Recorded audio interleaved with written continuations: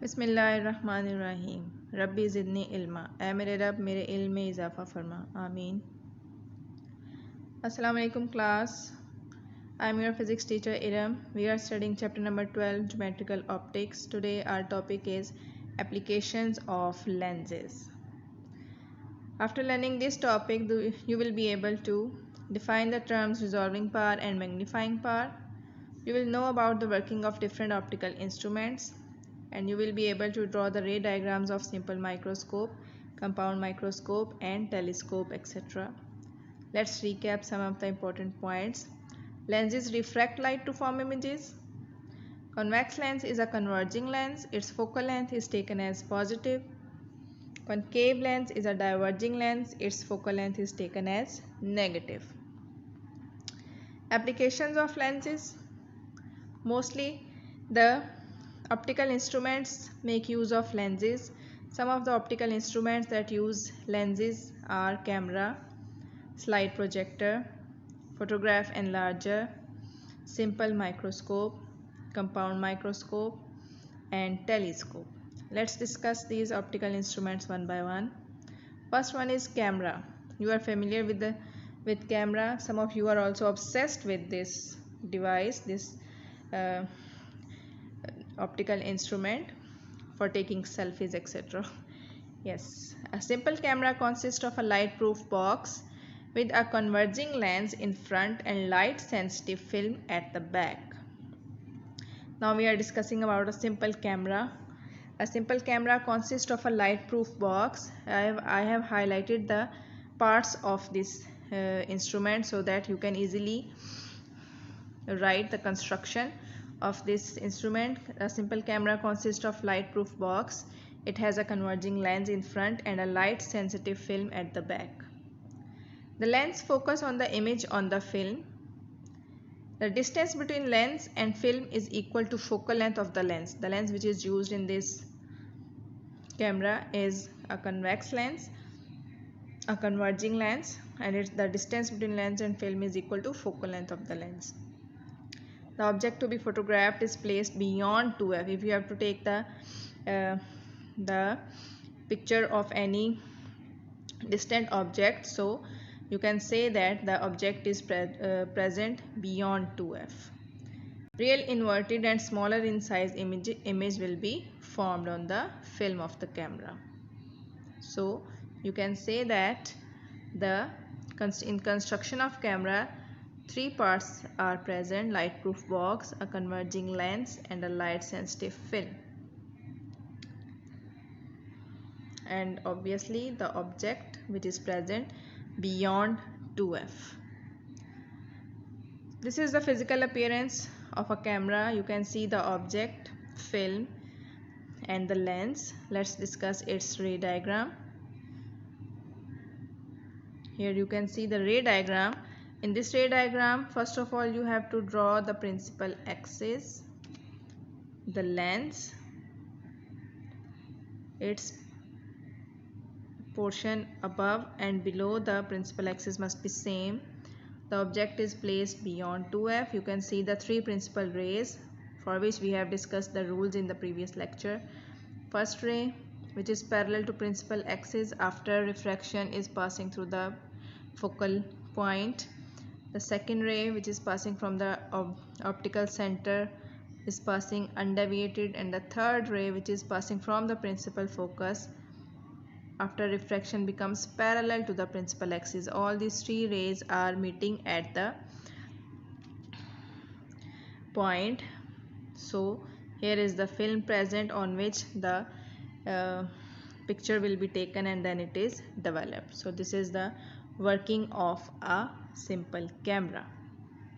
Now the slide projector. Slide projector consists of a light source which is placed at center of curvature of the concave mirror. Its first part is a concave mirror. Again you can see the highlighted words to guess the construction or parts of the slide projector. First one is the concave mirror. A light source is present at the center of a curvature of a concave mirror. Concave mirror is used to reflect the light rays in parallel form. Condenser consists of two convex lenses that refract light to illuminate all parts of the slide.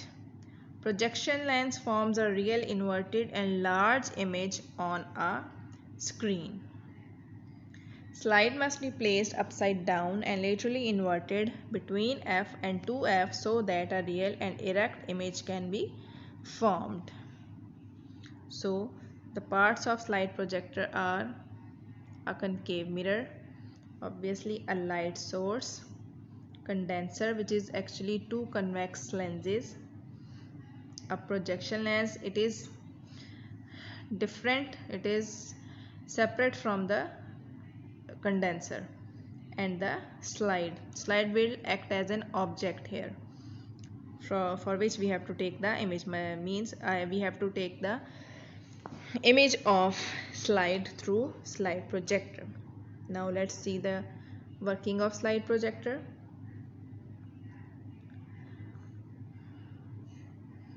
Here you can see the parts.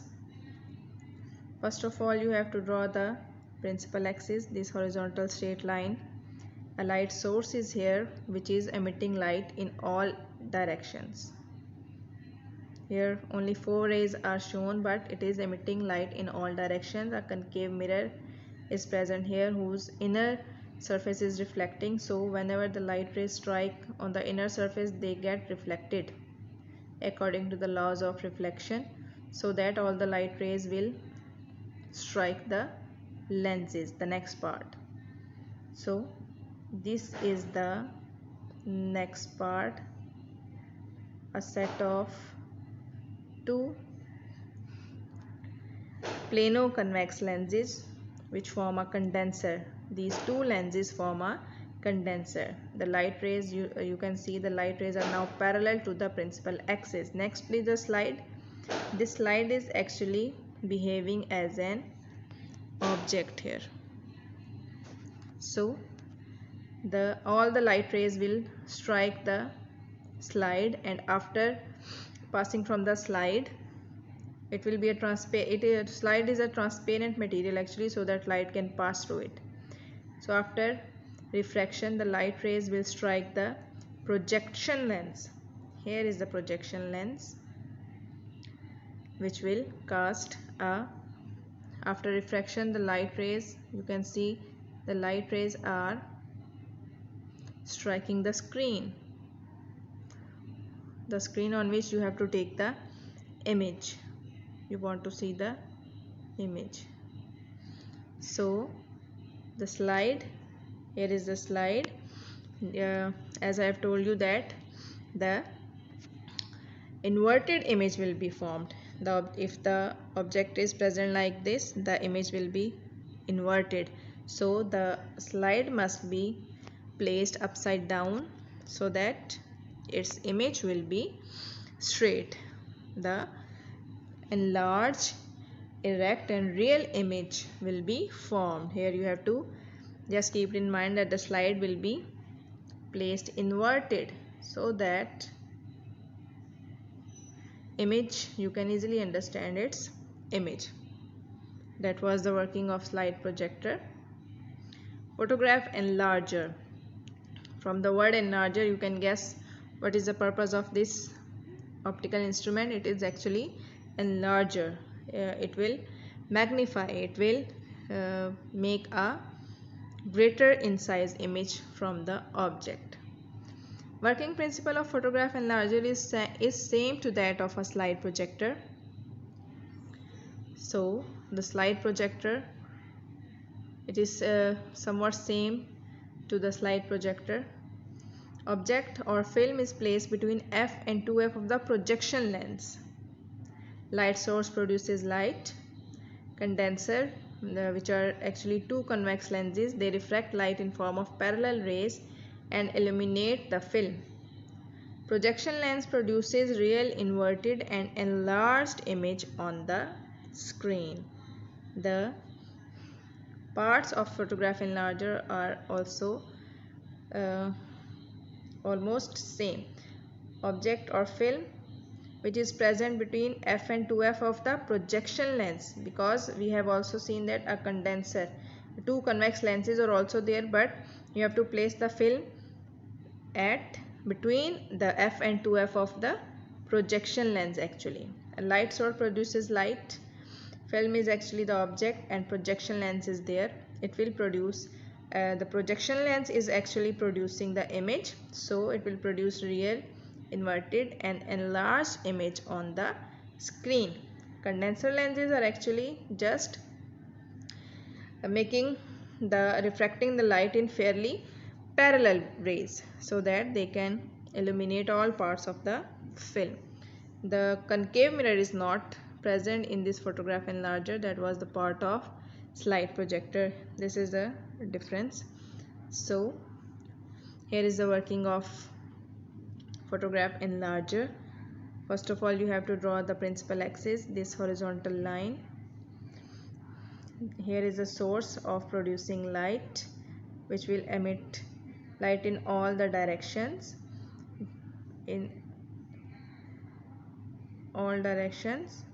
so this condenser, the two converging lenses, make these light rays in parallel form, parallel to the principal axis. Next is the film or transparency or object which we wish to enlarge.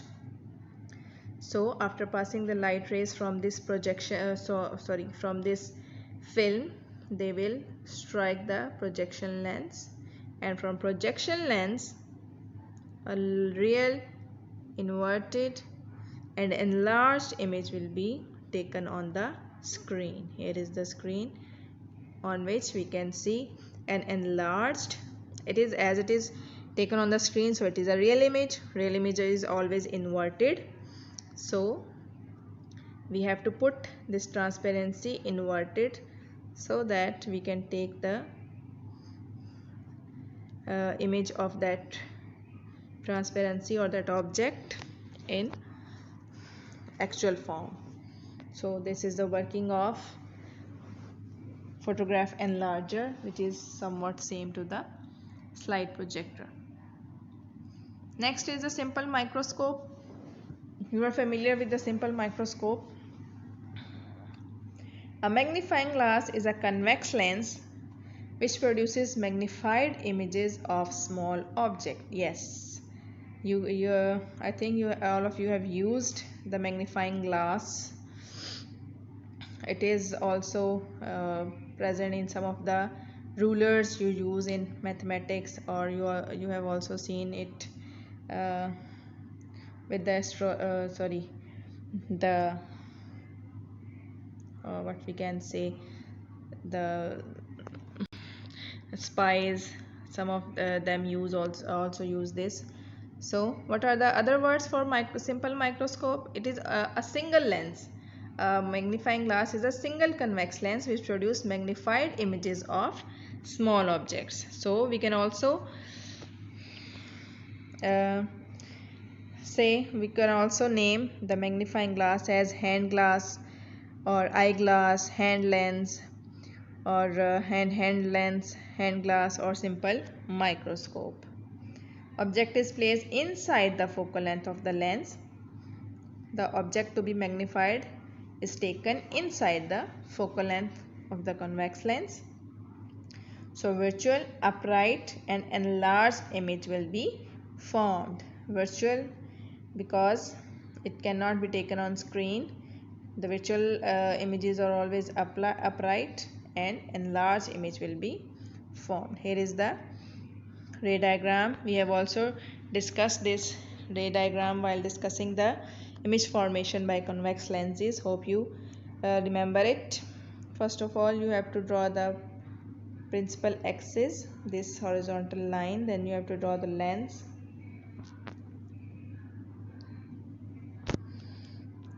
Then you have to take the object here. Here is as the object is placed between the optical center and the principal focus, it means the object is placed inside the focal length of the lens. So you can take only two light rays. So the one which is parallel to the principal axis, after refraction it will pass to the principal focus, and the other which is passing from the optical center will pass undeviated, as they are not coinciding on this side, so we have to extend them backward, and by this we will see that they are coinciding on this place, so here you can see an upright, virtual and enlarged image will be formed. It is same in shape as that of the object, so it is virtual, it is upright, and it is many times enlarged. Here the convex lens is behaving as magnifying glass.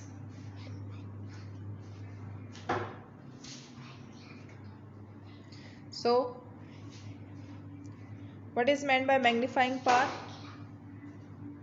What is meant by magnifying power? We can define the magnifying power as the ratio of angle subtended by the image as seen through the optical device to the angle subtended by the object at the unaided eye is called magnifying power. Here you can see two figures. The object is present here and this is the level of eye. So the angle subtended by the unaided eye means no optical instrument is used here. So this angle is theta. You can say that this angle, this is some angle represented by theta. And when you take this object towards the eye, here you can see that it is now the object is present between the focal length of the lens. If you do not consider the lens here, if you take the object close to the eye, there will be difficulty for the eye to see that object. It will be somewhat blurred, so you have to take the help of any instrument. Here the magnifying glass is here, a single convex lens, so if this object is taken within the focal length, the angle will be increased. Here you can see, now this is the angle theta dash.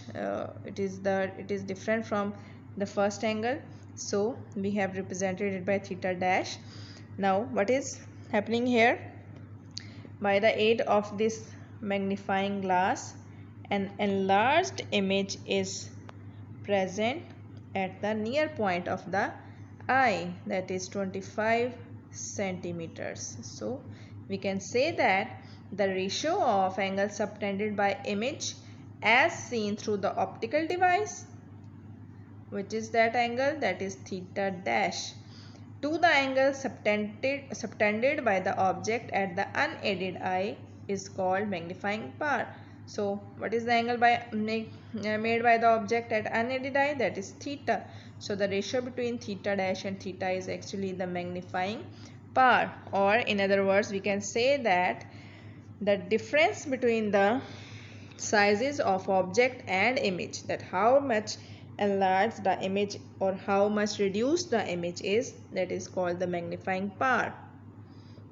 Mostly the magnifying power is used for enlargement, the magnified image.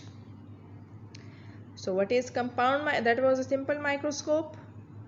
Now let's discuss the compound microscope. Compound microscope has two converging lenses, the objective and the eyepiece. Two converging lenses, both of these are convex lenses. One is called objective and the other is called eyepiece. Objective means it is close to the object and eyepiece is close to the eye. Objective lens has a short focal length. It is less than 1 centimeter. We have seen compound microscope in your biology lab, so you can easily see that it's what are the dimensions of compound microscope. So the lenses are present inside the tube. So the objective lens is taken has the focal length less than 1 centimeter. Eyepiece has a larger focal length from objective lens. It is of few centimeters. Objective forms small image inside the focal point of eyepiece. Now you have to consider both the focal points, means for objective as well as eyepiece. So the objective lens forms small image inside focal point of eyepiece. This image acts as object for eyepiece, and final larger image is formed outside the focal point of objective. Here you can see that I have written a word virtual object. This is the example of virtual object. As I have told you that in some optical instruments the image formed by first lens acts as an object for the second lens. As this is not the actual object, so it is called virtual object. It is behaving as an object for the second lens, so it is called virtual object. Let's discuss. Here is the physical appearance of compound microscope. You can see this is the eyepiece, a lens is here, and this is the objective, and all the light ray diagram is for this part, which is the body tube. So we will discuss what is happening inside it. Here you can see two lens. Here you can see the objective, which is shorter one, and the eyepiece, which is larger one. While drawing the ray diagram, draw this straight horizontal line, then draw these two lenses, just like I have told you that the upper and lower portion of these lenses must be same. Now let's discuss. Here you can see the objective and its focal length. F0 is the focal length for objective. This is F0 and this is F0. It is taken on both sides because refraction is here, so F0 we have to take F0 on both sides. You can see it is less than 1. It is just a ray, the ray diagram. We have to just use the scale which is suitable for us. It is, you have to show it very you have to take a small distance for this F0 on both sides. This is FE. FE is used for the focal length of eyepiece. E for eyepiece. It is of few centimeters. It is larger than F0. Now what is happening here? Object is here.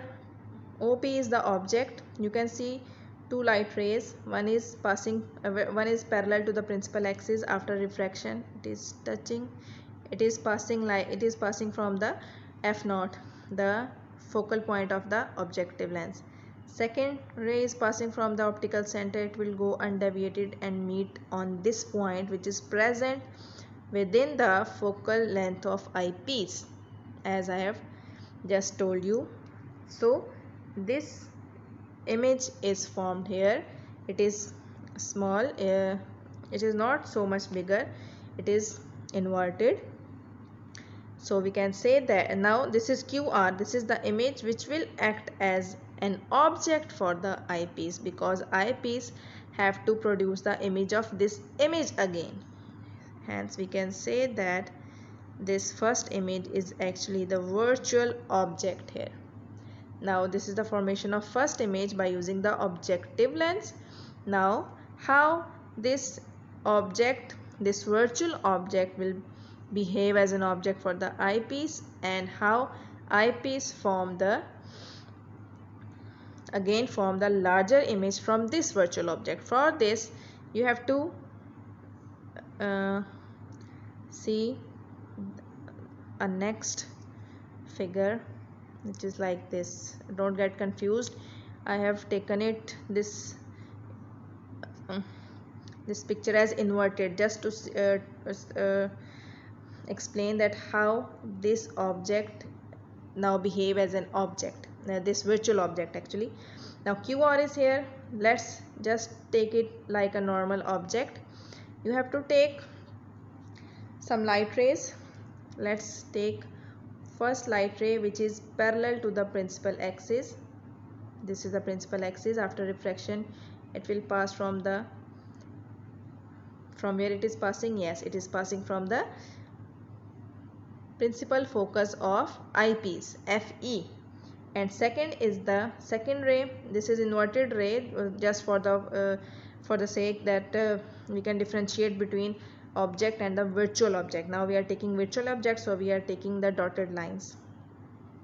Here the second ray is passing from the optical center, it will go undeviated. Now they cannot meet on this side, so we have to extend them backwards, and they are meeting at a point S. Okay, now these are the two principal rays for the virtual object. So again I have told you about these two dotted lines. Now what will happen to the first two rays which are joining here to form the first image? Let's go to the first picture again.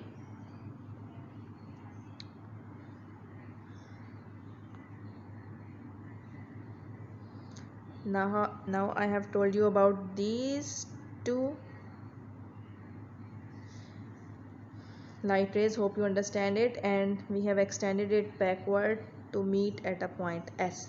Now these two light rays, I have told you that they are meeting at this point. Now the lens is not present here, so they will pass as they are coming. So after touching the eyepiece, they will get refracted. Here refraction takes place like this. They cannot meet at this point, so by extending them backward we can see that they are touching also on a point where the light rays coming from the virtual object are touching. So here is the final image. This is the object now for the eyepiece, and this is its image. It is final image. It is same in shape of to that of the virtual object, but it is very enlarged, and it is present beyond the focal length or that's how we can see the enlarged images of the specimen present on the stage of the compound microscope. Here is the formula for magnification.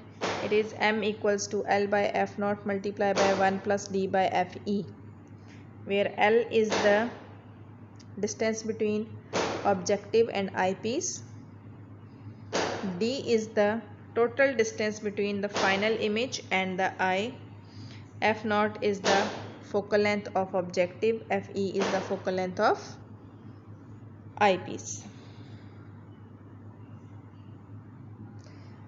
Now what is meant by resolving power? The ability of an instrument to distinguish between two closely spaced objects or point sources is called resolving power. We have discussed the magnifying power that was to enhance the size of any object, and resolving power is actually the ability of an instrument to distinguish between two closely spaced objects or point sources. Here you can see a picture that shows images produced by electron microscope. These are some type of bacteria, human eyelash, yeast, etc., which are very small, and they are taken by electron microscope to study them easily. Here you can see the resolving power. How we can say what is resolving power? You can see the picture, two point sources which are unresolved, they will appear like this, just resolved. There is some separation between these two, but fully resolved means there is prominent separation between two point sources. So this is the resolving power actually. So what is the difference between magnifying and resolving power? The magnifying power refers to the capacity of an object to enlarge or bring the specimen closer to the eye of the observer, and the resolution or resolving power is the ability of the object to provide clear details on the specimen being observed. Means they have to in resolution all the specimen, all the what you can say parts of the specimen will be separated from each other.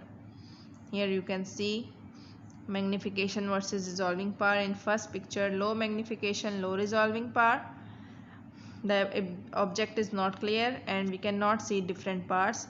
High magnification, low resolving power, we can see the image. The image is bigger but it is not fully resolved. Low magnification, high resolving, they are prominently separated, but the image is not enhanced. High magnification, high resolving part, the image is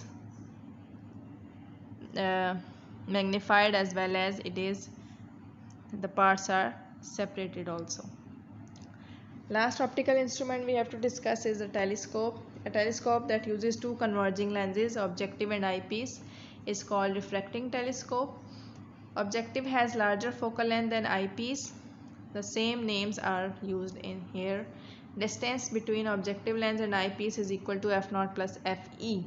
You have seen the typical telescope, its length. So the distance between objective and eyepiece lens is equal to f0 plus fe. That is the sum of the focal lengths of two lenses.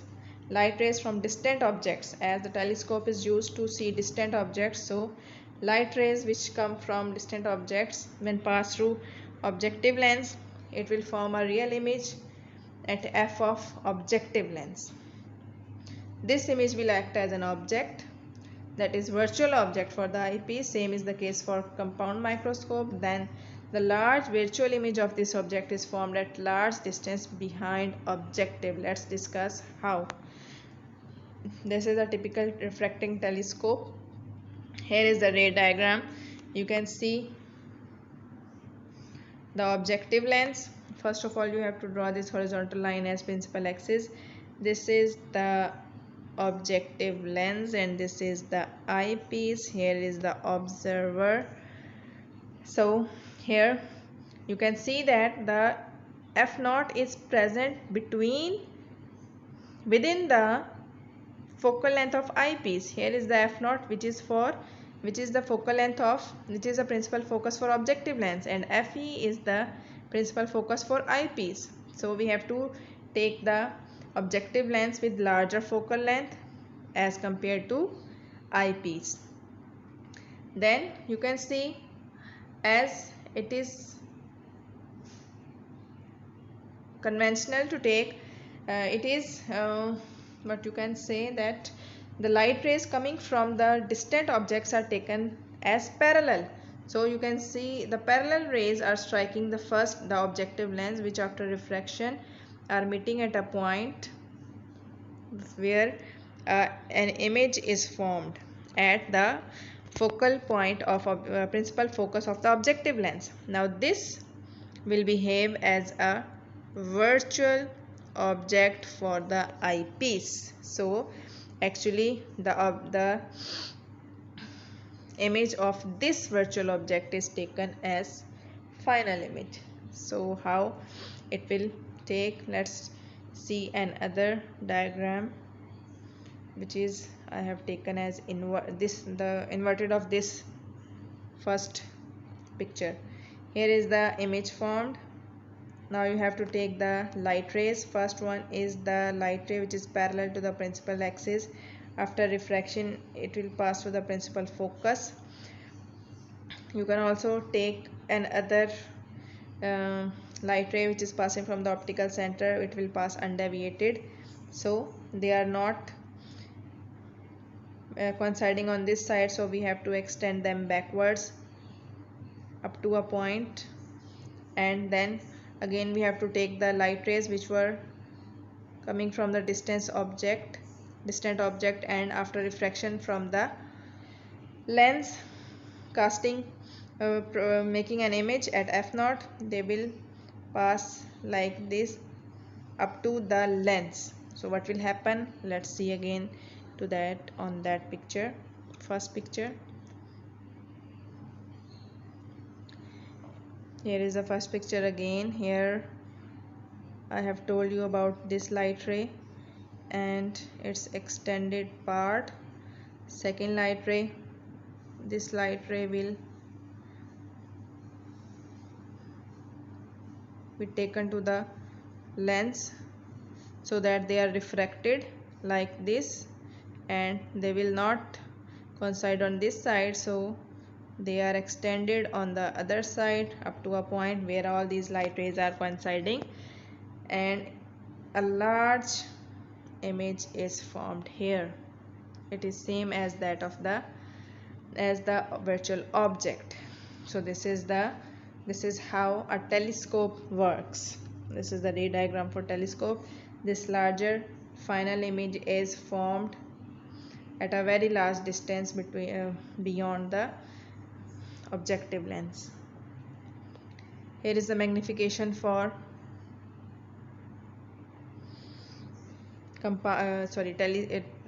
for telescope. It is simply f0 divided by fe. F0 is the focal length for objective lens and fe is the focal length for eyepiece. Here is your homework. You have to just fill in the blanks. A pen is placed at dash of a convex lens to produce produced image of equal size to that of pen. If you have to take an object as a pen as an object, so where it should be placed in front of a convex lens to produce image of equal size to that of a pen. Magnifying power of a simple microscope is, you have to write the formula. In compound microscope, focal length of objective is what length is suitable for as the focal length for objective in compound microscope. You have to tell the magnification of combination of lenses equal to dash of each lens. You have to read the text to answer to fill in this blank. Telescope gathers more dash than the naked eye. You have to practice these figures on your rough sheets, and no need to send them to me. You have to send only answers of blanks in WhatsApp group, and in the end, if you do not understand anything, you can ask anything anytime. Thank you.